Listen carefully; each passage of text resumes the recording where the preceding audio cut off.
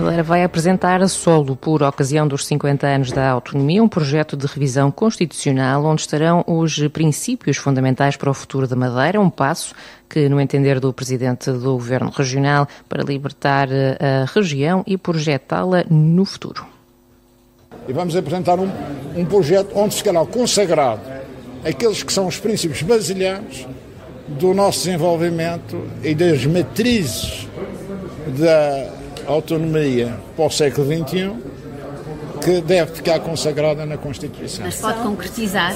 E depois será apresentado no seu devido tempo.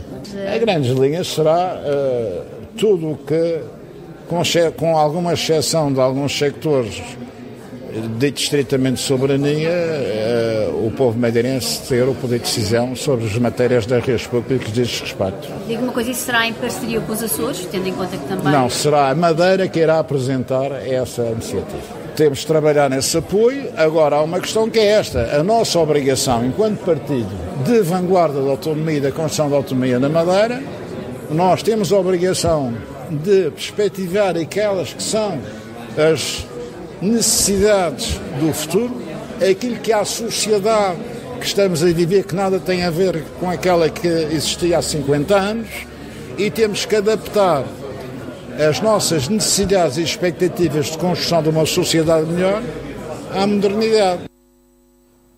Miguel Albuquerque critica a parte do país que vive acomodada, subjugada, e diz que não quer continuar preso ao imobilismo.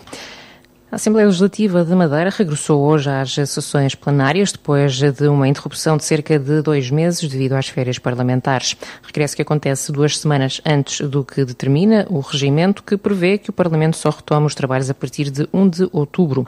A antecipação justifica-se pela existência de propostas em agenda para discussão e pelo facto de, dentro de 2 semanas, a Assembleia voltar a interromper os plenários devido ao período oficial de campanha para as eleições autárquicas marcadas para 12 de outubro. No plenário desta manhã, o Partido Socialista apresentou um projeto de resolução que recomenda ao Governo Regional a elaboração de um plano de contingência integrado para o Aeroporto Internacional da Madeira. A deputada Isabel Garcês defende um plano em articulação com o Aeroporto do Porto Santo e ligação férrea para a Madeira. Recorde-se que em 2020 foi aprovado nesta Assembleia um plano de desenvolvimento económico e social da região autónoma da Madeira, Horizonte 2030. Onde está prevista já a necessidade da criação de um plano de contingências que, em situações de encerramento temporário do aeroporto da Madeira, permita acionar soluções alternativas, nomeadamente a utilização do aeroporto do Porto Santo, operacional em condições meteorológicas distintas, e a ligação marítima entre o Porto Santo e a Madeira por ferry. O Governo da República aprovou ainda no Orçamento de 2023, um estudo de implementação de um plano de contingência no Aeroporto Internacional da Madeira. Nesse estudo, o Estado português pretendia aferir as fontes de financiamento e qual seria a responsabilidade de todos os intervenientes. Torna-se, por isso, urgente que o Governo Regional elabore e apresente publicamente um plano de contingência para o aeroporto. A utilização do aeroporto do Porto Santo deve ser assegurada como a única alternativa viável na região autónoma da Madeira. Para além disto, é indispensável garantir uma ligação marítima interilhas eficiente. Cabe ainda ao Governo Regional, em articulação com o Governo da República, definir fontes de financiamento e as responsabilidades de cada organismo. Antes de se avançar para um plano de contingência, Sara Madalena, deputada do CDS, considera necessário avaliar os limites de vento em vigor, que não são revistos desde 1964. O plano de contingência não é uma ideia necessariamente nova e também não é uma ideia necessariamente inútil, mas pode vir a ser. Porque, como já foi dito aqui por mim, noutras circunstâncias, a verdade é que os limites de vento do aeroporto não são revistos desde 1964. E antes que os comentários dos engenheiros aeronáuticos das redes sociais me ataquem, a verdade é que nada seria feito sem o devido parecer dos engenheiros e dos técnicos que para isso têm a competência, porque de engenharia aeronáutica e de meteorologia, confessamos, percebemos muito pouco. A verdade é que tem que ser, antes desse plano de contingência, que pode ser necessário, que pode até ser execuível, tem de se saber se será necessário sequer ter esse plano de contingência. O líder regional do Chega, Miguel Castro, não concorda com a proposta do PS para a utilização de um ferry, mas sim de um navio rápido de passageiros. O Chega quer ainda que sejam construídos 2 hotéis aeroportuários. É fundamental que, efetivamente, se implemente um plano de contingência ao aeroporto da Madeira. Contudo, senhoras e senhores deputados, o que nós achamos é que esta proposta deixa aqui algumas lacunas e algumas situações que devem ser aqui também discutidas.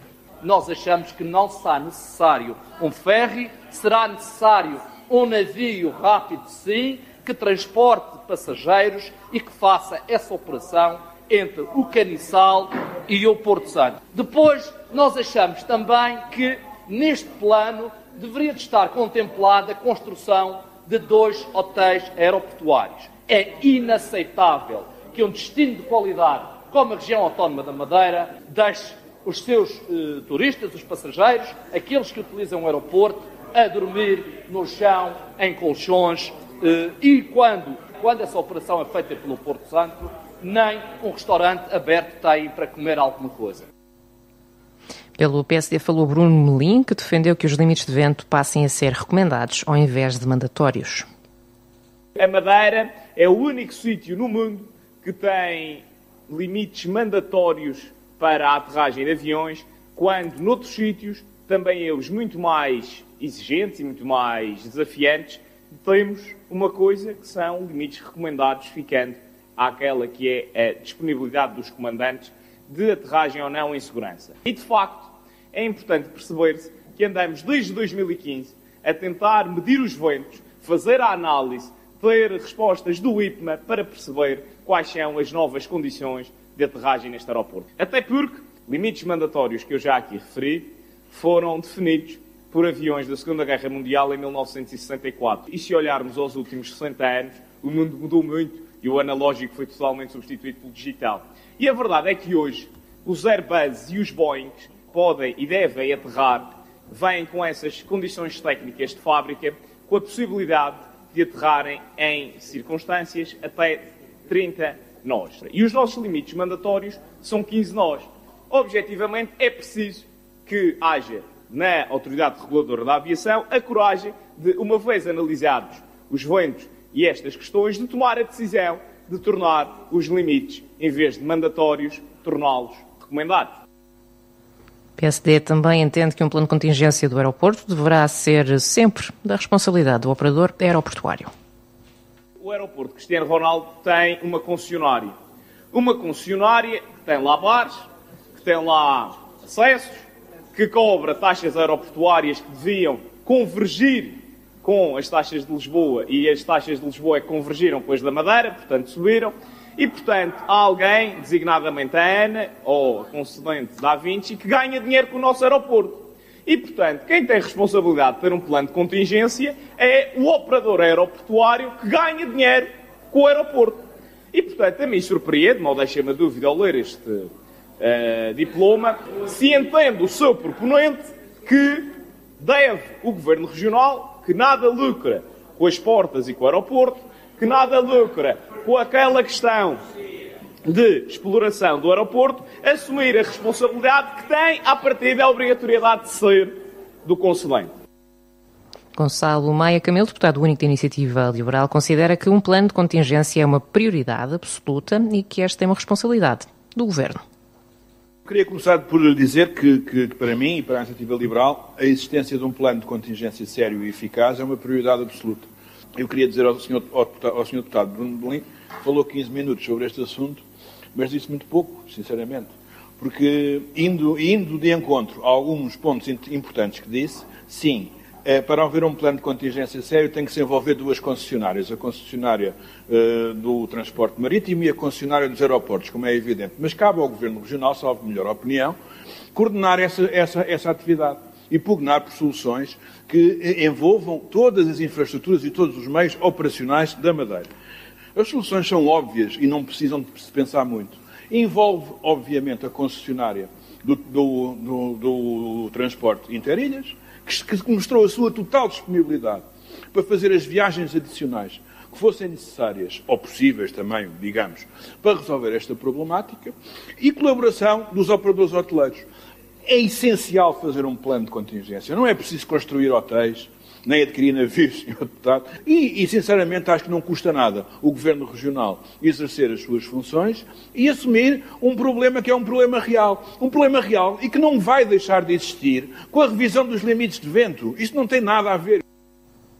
Elvio Sousa, do JPP, também considera importante ouvir quem negociou o contrato de concessão dos aeroportos portugueses. Nós concordamos com a criação de um plano de contingência eficiente e que funcione, e havendo a alienação da soberania do aeroporto, recorde-se por 80 milhões por 50 anos para pagar a dívida regional, uma infraestrutura basilar da autonomia da economia regional, traduzir-se, senhoras e senhores deputados, numa pesada fatura. Relembremos a questão das taxas aeroportuárias, que na altura ia haver uma convergência e atualmente são das taxas aeroportuárias mais caras do país. Por fim, Jaime Filipe Ramos, líder parlamentar do PSD, defendeu na realização de uma audição parlamentar com o operador dos aeroportos, a Vinci, a quem compete ter o plano de contingência. O PSD que voltou a sublinhar que compete ao operador garantir as medidas necessárias quando há constrangimentos nos aeroportos. No primeiro semestre da temporada 2025-2026, o Teatro Municipal Baltasar Dias vai apresentar 76 espetáculos, mais 23 do que na temporada anterior, sendo que coproduz e apoia financeiramente a maioria destes eventos. O teatro vai trabalhar com 37 associações e companhias, mais 12 estruturas do que na temporada anterior. Números que foram avançados por Sandra Nóbrega na apresentação da temporada 2025-2026. A diretora do Departamento de Cultura do Funchal, à margem do evento, mencionou os destaques desta programação. Começamos com os bichos, com a farsa de Inês Pereira, da Contigo Teatro, os bichos da Gato. Vamos ter também um espetáculo Meu Herói, com o do Elmano Sancho, a nível nacional também. Então, 80% da nossa programação é com artistas e estruturas locais. Portanto, estamos muito orgulhosos desta Constituição e destas propostas que nos chegaram e as quais nós estamos a apoiar.